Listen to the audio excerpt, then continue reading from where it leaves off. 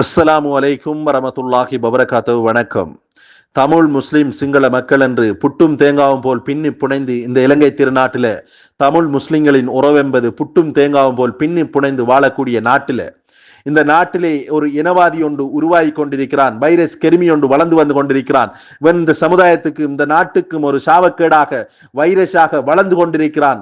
இவனை அடியோட கிளியர் பண்ணுங்கள், இவனை துறைச்செறியுங்கள், இவனை சட்டத்துக்கு முன்னால் நிறுத்துங்கள், இவனுக்கான நடவடிக்கைகள் எடுங்கண்டதை அண்டும் இண்டும் கண்டும் காணாமலும் நீங்க கடந்து செல்ற காரணத்தினால் இன்றைக்கு வைரஸ் கிருமி வளர்ந்து தோட்டக்காட்டான் என்று கூறியிருக்கிறான். தோட்டத்து தொழிலாளர் என்றால் கேவலமா? இந்த தோட்டத்து தொழிலாளர்கள் இல்லை என்றால் இந்த நாடு இதுவரைக்கும் வாழ முடியாமல் இன்றைக்கு பின்தாங்கின ஒரு நிலைமைக்கு தள்ளப்பட்டிருக்கிறது. எங்களோட சிலோன் டி சிலோன் சாய் சிலோன் என்று இன்றைக்கு எல்லா நாட்டிலையும் தேசிய மட்டத்தில் அதே போல சர்வதேச மட்டத்தில் வேர்ல்டுல பேசக்கூடிய டி என்றால் எங்கட தேயிலைக்கு ஒரு மதிப்பும் மரியாதையும் இன்றைக்கு இருந்து கொண்டிருக்கிறது. அந்த மக்களை கௌரவமாக கண்ணியமாக இந்த நாட்டில் இருக்க எல்லா மதங்களும் ஒரு மதிக்கக்கூடிய மக்களாக தோட்டத்து தொழிலாளர் மக்களை மதிக்க வேண்டும். இன்றைக்கு அந்த மக்களை பார்த்து இவன் தோட்டக்காட்டான் என்று பேசியிருக்கிறான். இந்த ஆத்திபஸ்ல மூளைக்கு முன்னானுக்கும் சம்பந்தம் இல்லாத மோடையன். இவன் ஒரு சைக்கோ, மெண்டல் ரீதியாக பாதிக்கப்பட்டவன். முஸ்லிம் தமிழ் மக்களுக்குள்ள இருக்க ஒற்றுமையை சீர்குலைக்கும் முகமாக இந்த மக்களை தோட்டக்காட்டான் என்று பேசி அவன் குமாண்டிலே போட்டிருக்கிறான். பாருங்கள், உங்களுக்கு அவன் ஐடியில அவன் குமன் பண்ணிக்கிறான் தோட்டக்காட்டான் என்று. இந்த தோட்டக்காட்டான் என்று பேசினதுக்காக வேண்டி பாராளுமன்றத்தில் அதாவுல்லாவின் மோத்திலே மனோ கனெக்ஷன் தண்ணியை ஊத்தினார். ஏன்? இவன் செஞ்சது தவறு, அவன் செஞ்சது அவரது பேசினது தவறு.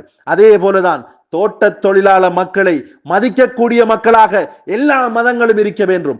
அவர்கள் தான் இந்த நாட்டில பொருளாதாரத்துக்கு முதுகெலும்பாக அண்டும் இண்டும் இருக்கக்கூடிய உறவுகள் என்றதை யாராலும் மறக்கவும் முடியாது, ஒழிக்கவும் முடியாது.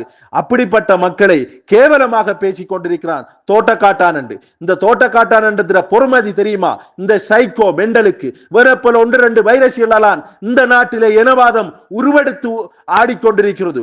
அன்பான உறவுகளே, இதை பேசினால் அவன் வந்து பேஸ்புக்ல உங்களை பேசல மத்தாக்களை பேசினு பேஸ்புக்ல ஒரு மன்னிப்பு கேட்டு வீடியோ போடுற சைக்கோ தான். ஆனா அவன் மனசில உள்ளுக்குள்ள வைரஸ் கிருமியாக இவன் சமுதாயத்தை சீரழிப்பதிலேயும் மக்களை சீரழிப்பதிலேயும் ஒற்றுமையை சீர்குலைப்பதிலேயும் முன்பிரமாக செயல்பட்டு கொண்டிருக்கிற ஒரு இனவாதியும் மதவாதியும் தான் இவன். இனங்களுக்கு இடையில முறுவலை உண்டாக்குறது, அதே போல மற்ற மதங்களை கேவலப்படுத்துறது, மதங்களுக்கு இடையில ஒரு சீர்குலைக்கிறது. இந்த நாட்டில ஒரு கெட்ட ஒரு வைரஸ் கிருமியாக வளர்ந்து வந்து கொண்டிருக்கிறான்.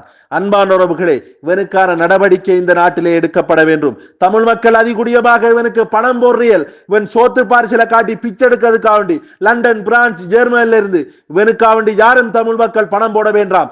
ஏனென்றால் உங்களை தோட்டக்காட்டான் என்று சொல்லிக்கான். நாளைக்கு இதுக்கு வந்து செல்வான், நான் வேறொரு கிராமத்தான சென்னேன், வேறொரு முஸ்லிமாக்களை சென்னேன் என்று இவன் அங்கலையும் இஞ்சலையும் பிரட்டி பிரட்டி பேசி பேசி சைக்கோ மாதிரி நடிப்பான், மெண்டல் மாதிரி நடிப்பான், கஞ்சா அடிச்சுக்கு பேசுவான், ஒரு தூள் அடிச்சுக்கு பேசுற ஒரு சைக்கோ இன்றைக்கு தோட்டக்காட்டு மக்களை பார்த்து தோட்டக்காட்டான் என்று சொல்லி கேவலப்படுத்தி பேசியிருக்கிறான். விளைச்சரே, அந்த மலையேத்து மக்கள் இல்லையாம் என்றால் இந்த நாடு ஒரு பின்தாங்கின ஒரு வறுமை கோட்டுக்கு போ. அந்த மலையேத்து மக்கள்ல டியும் தேயிலையும் தான் அன்றைக்கு தேசிய மட்டத்தில் உலக அளவுல வேற லெவல்ல ஒரு தேச பொருளாக பேசப்பட்டு கொண்டிருக்கிறது. அதிகூடியமாக கூடிய சீக்கிரம் எனக்கு நடவடிக்கை எடுக்கணும். ஏனென்றால் மற்றவன் இனவாதத்தை பேசின ஐசிசிபிஆர் வழக்கு தொடுத்து அவனை உள்ளு தள்ளியல் வேன் மனுக்கு நடவடிக்கை எடுக்க முடியாது. ஏன் வேண்ட சோத்து பாரிசலுக்கு எல்லாருக்கும் அடிமையா? வெனுக்கு சட்டம் ஏன் பாயல்ல? இதுவரைக்கும் எத்தனையோ லோயர் சட்டத்தரணிகள் இருந்து வெனுக்காண்டி ஏன் குரல் கொடுக்கல? இந்த நாட்டிலே இனவாதத்தை தூண்டி கொண்டிருக்கிறார்.